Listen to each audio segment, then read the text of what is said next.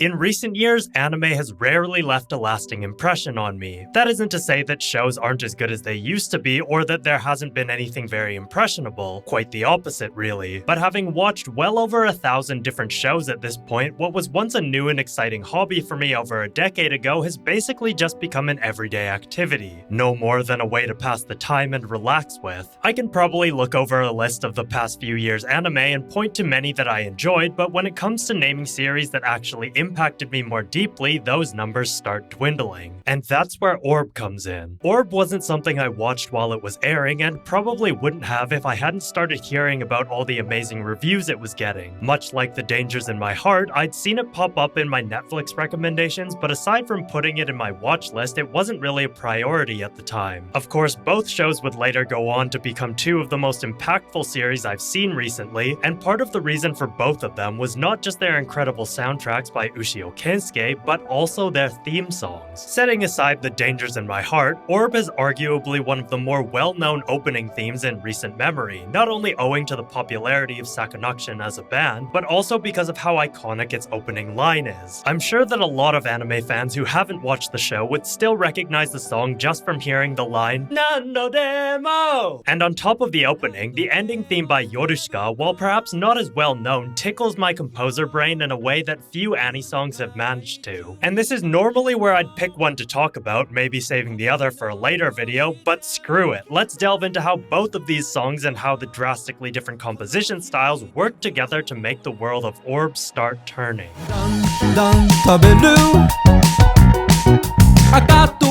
Kaiju opens with a soft synth pad, the iconic "Nando demo!" cutting in soon after, and a simple open piano line supporting from underneath. The sparseness of this opening arrangement clearly sets up the G-sharp minor bass that the song will build around, outlined by the progression of G-sharp minor 7, E major 7, F sharp, F double sharp diminished, a 1, 4, 7 sharp diminished 7. Nando demo, Nando demo, this half step up from F sharp to F double sharp acts as a representation of the slight shift in the ways of thinking, stepping outside the normal progression of tones to disrupt the flow in a logical way. This diminished sound pulls us towards the tonic of G sharp, naturally leading us back to the start of the chord progression so that we can continue progressing forward, much the way each protagonist makes their own contributions to the theory of heliocentrism.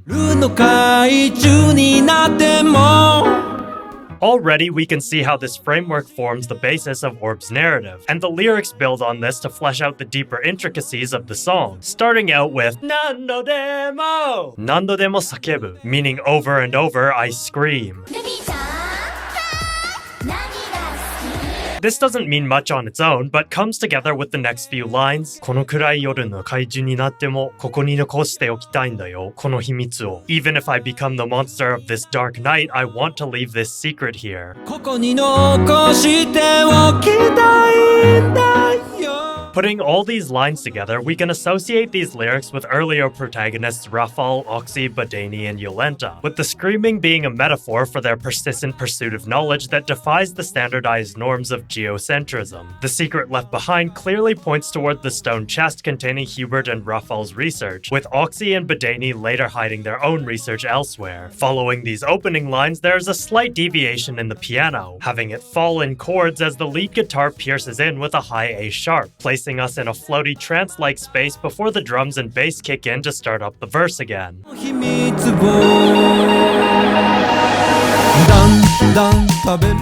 With the rhythmic instruments giving us an easy beat to follow, the song gains a lot of motion and momentum, like the ideas of the character's research are being put into motion. While the chord progressions haven't changed and the melody is more or less the same, the feeling is that of having gone from theory to practice. Though there aren't many practical things the characters can test in the series, it's more about the idea of continuing the research and keeping it hidden from Novak and the church than about proving their theories in practice. The lyrics continue with the abstract lines, だんだん食べる赤と青の星々未来から過去, meaning gradually I eat red and blue stars from the future to the past.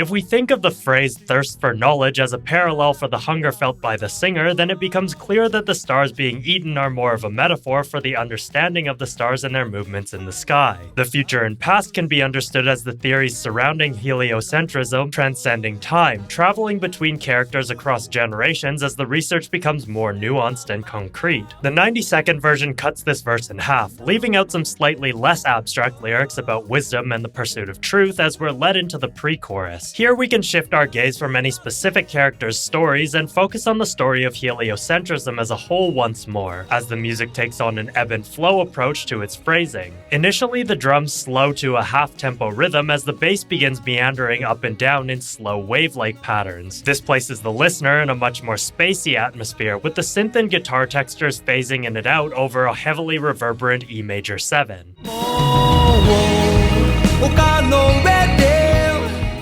This goes on for 4 psychedelic bars before suddenly cutting back in close with a tight drum rhythm and bass line over D sharp minor.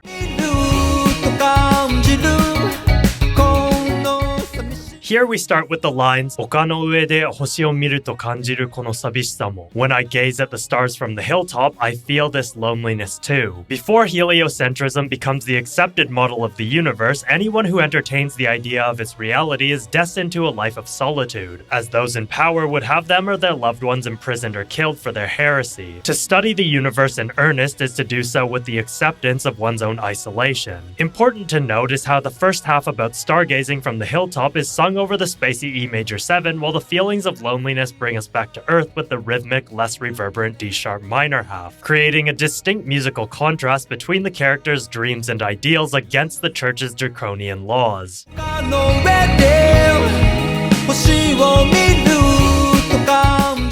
The next line has some more musical movements, starting once again on the spacey E major 7 before moving chromatically through E sharp minor 7, F sharp sus, and jumping up to D sharp 7, utilizing the major thirds F double sharp to keep the chromatic rising motion present through to the end of the phrase. This motion not only nicely leads us into the chorus with a hopeful rising sound, but also brings the spacey atmosphere and tighter rhythms together to form them into one reality, much like how the ideals of the protagonists has their theories coming closer and closer to the actual reality of their world and universe.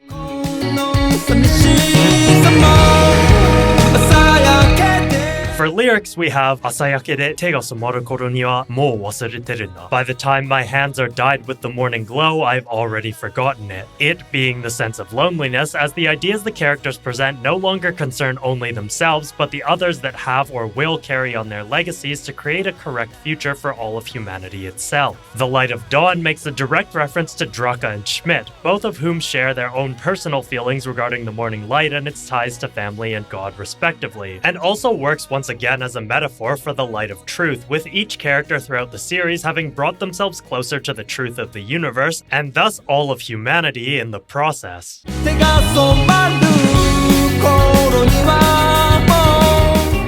Most of the instruments cut out just before the chorus for a dramatic blast coming off the tail end of the last few words. Here we get a fairly straightforward chord progression of G sharp minor 7, E major 7, B, F sharp over A sharp, a 1-6-3-7, played out by some simple patterns to outline each chord with uncomplicated rhythms. Despite the key staying in G sharp minor, the Western chord progression with 3 relative major chords gives the music a brighter tone than the standard Japanese 4-chord progression. This has the listener feeling hopeful for the outcomes of the story in spite of the darker aspects we may have experienced from each individual part.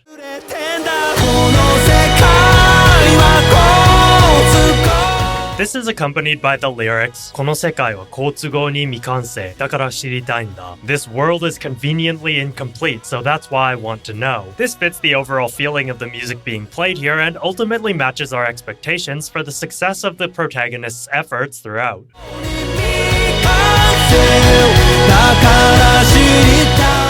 Somewhat contrastingly, however, is the following lines, でも怪獣みたいに遠く遠く叫んでもまた消えてしまうんだ. But even if I scream far, far away like a monster, it will disappear again.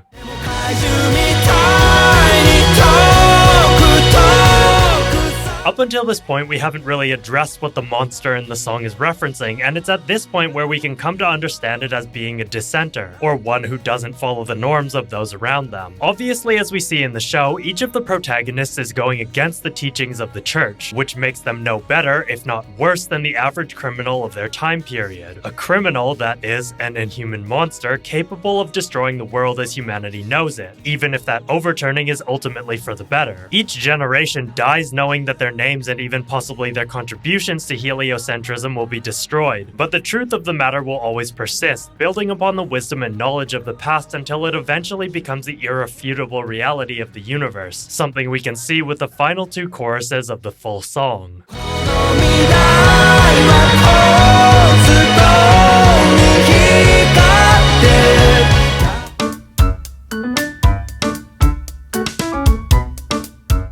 Going from the opening to the ending marks a drastic musical shift, both in terms of musical style and actual interpretation of the music itself. With just a quick glance at the lyrics to Aporia, it is quite apparent that the words of the song have little, if anything, to do with Orb's story, characters, or even central idea. This isn't uncommon for anime songs, especially if the song in question was made separately from the anime and simply chosen to be a theme song at a later point in time. While I didn't find any details about the production of the song in relation to Orb, the timing of its release being one day before the show's airing hints that it was likely made for the series. And if you allow me to indulge my analyst side, I think there are several large hints that showcase this in spite of the seemingly unrelated lyrics. Starting in the ambiguous key of either B minor or D major, the song begins with a staccato piano line, not too dissimilar to Kaiju's, though more melodic, and leading over a very subdued drum rhythm. For basically the entirety of the verse, the chord progression follows B minor 7, F sharp minor, G add 9, D, a 1-5-6-3. There isn't much to say about this progression aside from the minor and major ambiguity, possibly implying the mindsets of the characters and their respective situations. More noticeably are the meter changes, as is most apparent right from the start in how the music is constantly switching between 7/8 and 8/8 time signatures.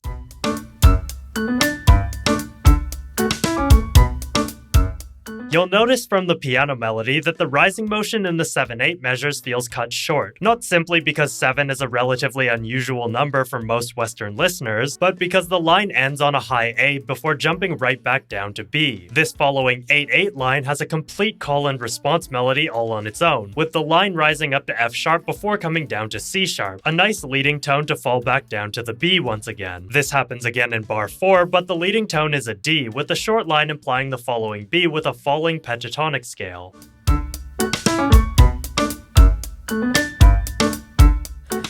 If we dig into the time signatures a bit, we must ask why this was written as alternating measures of 7 and 8, as a straight 8 or 4 would have made the track feel much more consistent and easier to follow for the average listener. This in itself answers part of the question, as the 7 can be thought of as measures with a missing piece, parts that carry out their function well enough but feel slightly cut short. The measures of 8 show us the completed melodic pattern, implying the fleeting hints at the answers to the universe that our protagonists pursue while still being more complex than a straight 4/4 rhythm would imply.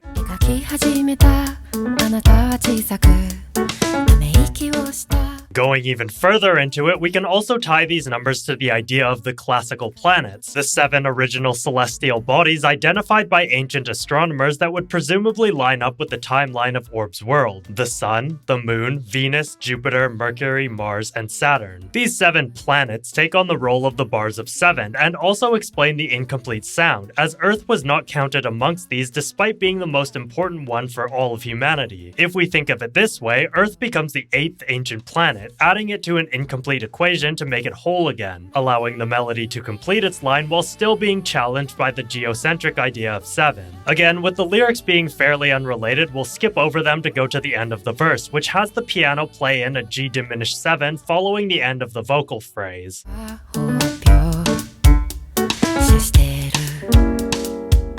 This is followed by a high A octave to cut out the drums, allowing the a cappella vocals to lead us into a blast for the chorus, introducing a bass guitar and 2 mandolins into the mix with the drums and the piano. This lead-in bar is also quite interesting, as the count suddenly switches to 9 to offset the 7 before it, essentially creating 2 bars of 8 to seamlessly lead us into the 4/4 chorus.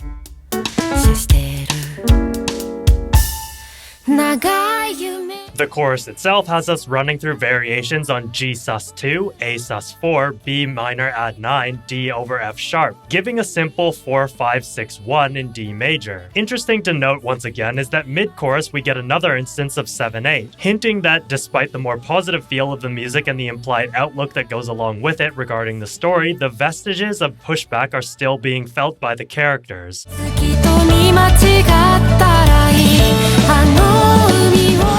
And as the 90-second version of the song comes to a close, we get one final change-up right at the end, with the chord progression running through a number of G major 7 chords over E, A, and ending on G major 7. In this way, the song ends feeling unresolved but hopeful, with some open harmonies in the chord to imply a continuing story. These contrasting feelings and internal struggles tie themselves well to the title of the track, Aporia, meaning a logical impasse or expression of doubt. Throughout the story, the characters constantly battle with their feelings of faith and the research that contradicts it, while the music features representations of these feelings through the meter changes and chord progressions.